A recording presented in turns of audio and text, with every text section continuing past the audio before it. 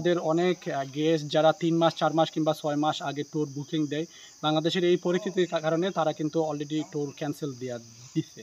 So আমাদের last ১.৫ মাস থেকে আমাদের কোনো কাজ নাই এবং আপকামিং মান্থ যেটা অগস্ট, সেপ্টেম্বর, অক্টোবর, নভেম্বর ওই সময়ে কিছু কাজ আসছিল অলরেডি ক্যানসেল। ১৫ তারিখের ছুটিকে কেন্দ্র করে বেশ কিছু হোটেল রিসোর্টে বুকিং এসেছিল, কিন্তু ১৫ তারিখের ছুটি উঠে যাওয়ার কারণে আবার কিছুটা পর্যটকের ঘাটতি দেখা গিয়েছে শ্রীমঙ্গলে।